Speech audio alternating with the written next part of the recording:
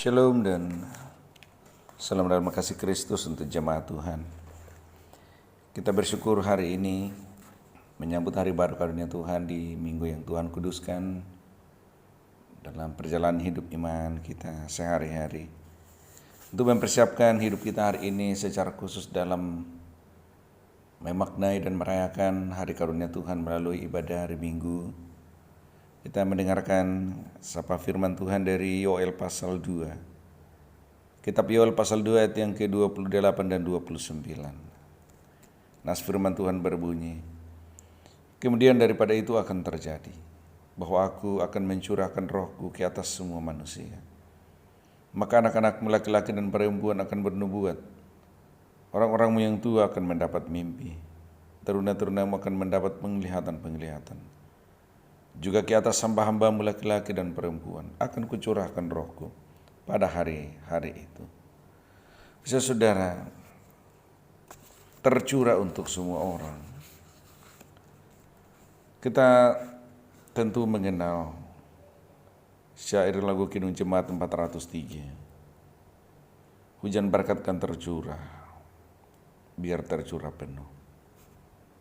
Saudara, lagu ini melukiskan bagaimana Tuhan melimpahkan berkat kepada seluruh manusia.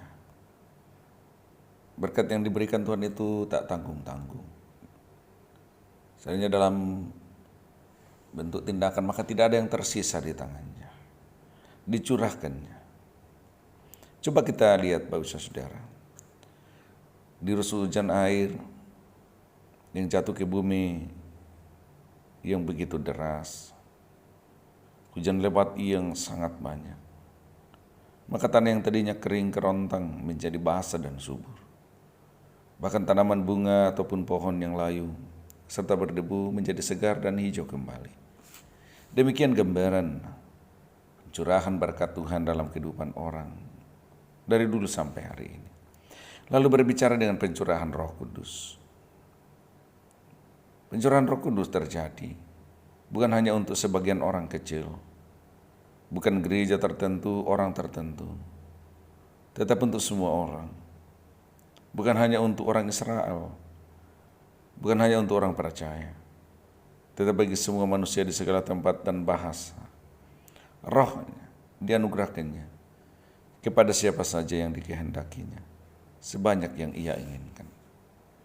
Hal ini berarti bahwa sebagai orang percaya, kita tidak boleh mengatakan bahwa Roh Kudus itu hanya milik gereja ini. Gereja itu punya Roh Kudus, di sana tidak. Oh, hamba-hamba Tuhan yang itu dikuasai oleh Roh Kudus, yang ini tidak. Sebab oleh kedaulatannya atau kedaulatan Allah sendiri, maka Roh Kudus dapat hadir pada siapa saja tanpa memilih, memilah, dan membeda-bedakan dengan latar belakang apapun dan di mana saja. Tetapi kemudian yang lebih penting sebenarnya bukanlah kepada siapa dan bagaimana Roh Kudus itu diturunkan, tetapi yang terpenting adalah bagaimana karunia Roh Kudus membawa dampak bagi kehidupan orang lain, membuat hidup orang percaya mengaku Yesus Tuhan dan Juru Selamat. Yohanes pasal 2 yang ke-30. Artinya kehadiran Roh Kudus dalam berbagai bentuk dan cara. Yang terpenting dan yang tentu diharapkan oleh Tuhan adalah menuntun orang pada pengakuan bahwa Yesus adalah Tuhan dan Juru Selamat. Kalau nas firman Tuhan Yoel pasal 2 yang kita baca juga memberi gambaran bahwa Roh Kudus itu tercurah atas otoritas dan kehendak Allah sendiri, bukan oleh pengaruh, kuasa, diri, ataupun kehebatan seorang hamba Tuhan, tapi atas kuasa dan otoritas Tuhan. Lalu Roh Kudus pun juga turun. Tidak harus terpola dengan pola yang sama ketika mampu berkata-kata dengan bahasa yang tidak dimengerti, bermimpi dan seterusnya. Saudara jemaat Tuhan, hari ini kita memaknai hari keturunan Roh Kudus. Karena Roh Kudus menuntun kita pada kebenaran, membangkitkan gairah, semangat dan keberanian hidup, dan lebih lagi menuntun kita untuk terus mengaku dan percaya Yesus Kristus Tuhan dan Juru Selamat. Bapak Ibu, mari kita berdoa. Segala puji syukur dan kemuliaan hormat dipersembahkan bagimu Bapa dalam Yesus Kristus.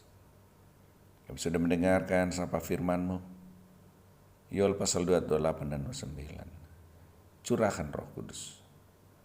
Kiranya melalui refleksimu yang singkat, refleksi firman Tuhan, kami semua yang mendengar beroleh sukacita dan semangat.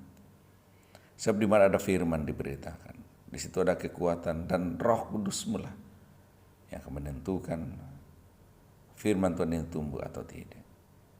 Dan biarlah benih firman saat ini benar-benar jatuh di tanah hati kami, membangkitkan kekuatan semangat, berkarya yang terbaik bagi Tuhan dan bagi orang lain. Berkati jemaat-Mu sepanjang hari ini, mempersiapkan diri untuk hidup dalam persekutuan ibadah minggu karunia-Mu. Kau tuntun dengan Roh Kudus-Mu sehingga menyankan langkah kakinya menuju ke tempat persekutuan di gedung gereja ataupun yang mengikuti dari rumah. Berkati jemaat-Mu dalam kehidupan rumah tangga, pekerjaan.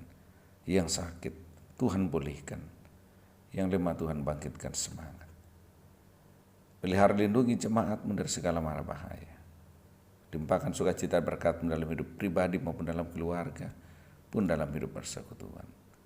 Ini doa kami sampaikan demi nama Tuhan Yesus. Amin.